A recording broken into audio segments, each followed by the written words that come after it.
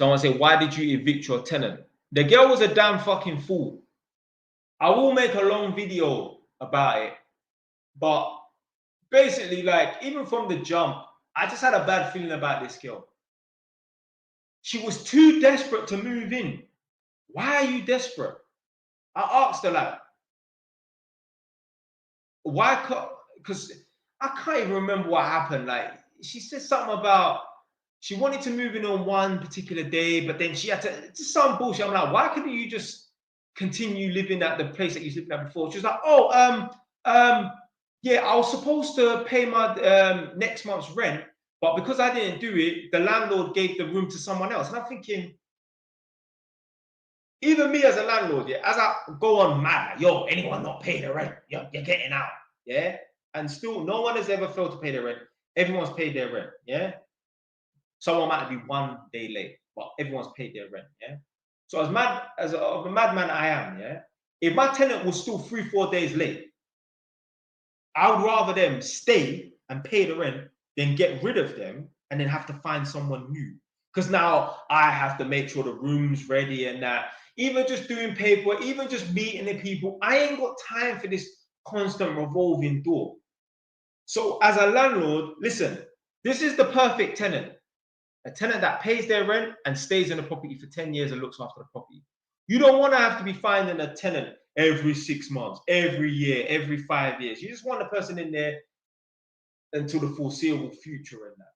So the fact that that landlord didn't want to keep that girl on, even though she didn't pay the rent or whatever, and that it was something was unconfirmed, I don't know, whatever crap, just tells me this girl's just telling some lies. If the story don't make sense, it's probably not true. This girl would message me because obviously I was staying in the house for a few days before I left to go to Edmonton. And then once I came back from Edmonton over the Christmas period, I came to this house. She would message me, have you got any drinkable water at 1 in the morning? The fuck you messaging the landlord at 1 in the morning? I know I'm in the room next door. You message me at 1 in the morning for water. This girl would walk around in the house with shorts on, no socks, and a fucking t-shirt talking about, I'm cold, can you put the heating on more? Can you turn the heating on more? I said, listen, the heating is on, yeah, but you need to put some more fucking clothes on. You're walking around in the house in shorts and a t-shirt, and this girl's fucking skinny as well, talking about you're cold. Of course you're fucking cold. You ain't got no meat on your bones. You're fucking walking around in shorts and you ain't got no socks on your feet, and you're in a t-shirt. Of course you're cold. This girl asked you, do you have a text me? Do you have a lighter? It's like, what for? Yeah, no, sorry. She come out and she asked me, have you got a lighter? It's like, what for? She had to light candles. You are not lighting no candles in this house. No way. I was worried about that girl staying in the house on her own, yeah? What happened was, like I said, I was staying in the house and then I left, went to my mum's house for Christmas, yeah? And then once I left my mum's house after Christmas, I was going to the new house, which is this house, yeah? So I was no longer returning to the house that I left her at. But this girl would phone me up, like message me, yeah, like, because she was at the house for like a week and a half. Every other day she'll mess with some nonsense. Put it this way, I had to go and unblock the toilet because the girl was putting dirty sanitary towels down the toilet. I'm there pumping the toilet and seeing red liquid rise to the surface, yeah? This girl was cooking that rotten ass African fish, stank out the whole house. I had a viewing that day, yeah? Sorry, the next day, yeah? The house still stank of fish the next day. Luckily, the girl that wanted to come and view the property, she cancelled. Imagine going to view a property and a property stinks of fish. Anyway, I've gone to Edmonton on the 21st of December, 2024, yeah? So just the other day. This girl would always message me every other day, yeah? Just some stupid problem. Anyway, I'm there in Edmonton thinking, I'm just waiting for this girl to message me. Something dumb.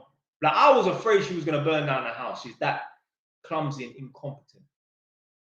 Anyway, I got to my mum's house on the 21st or the 20th, whatever day it was. It was either the 21st or the 20th, which was a Friday, yeah?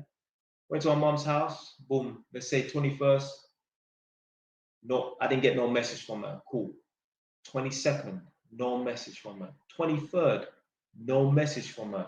Every day, like my phone, I'll get a text message. I'll look at the phone. It'll be like Nadia, yeah? I'm like, whew.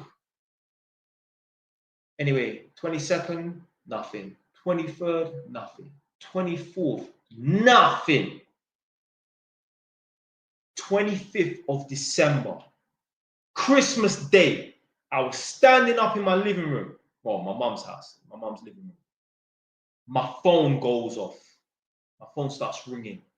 I look over at the phone. I see her name pop up. It's her.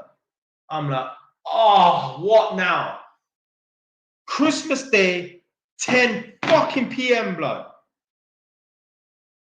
I'm like, yeah, what's up? Hey, where are you? Because obviously I told her I've got another house around the corner, which is this house. It's like 5-10 minute drive away. Yeah? She's like, oh, where are you? I said, why? She said, because I've lost my key. I've been locked out. I'm like, are you fucking serious? Anyway, I blasted her on the phone. My mum was at work on Christmas Day, but my stepdad and my little brother's a big man. He's 26, but my stepdad, my little brother, and my little sister was upstairs. I'm there talking mad on the phone, yeah? Like, I'm jamming it on her on the phone. I'm going mad, yeah? They must have thought, who the fuck is Jelani talking to? They must have thought I was talking to Nadia, yeah?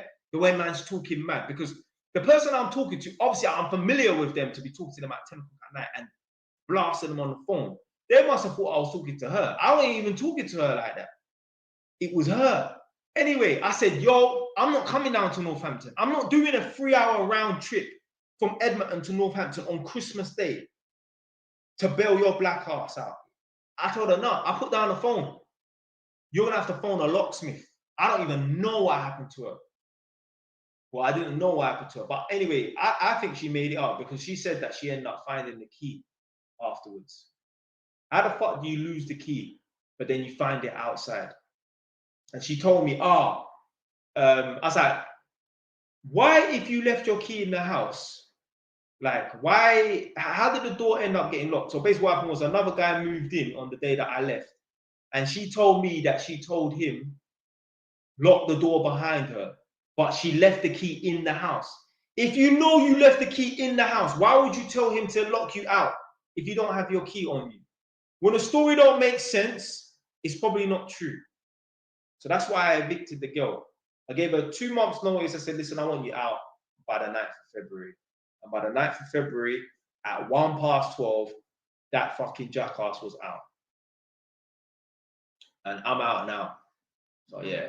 I'll make a proper full-length video because there's some other stuff that I didn't mention about her and that. But yeah, I'll make a full-length video on it.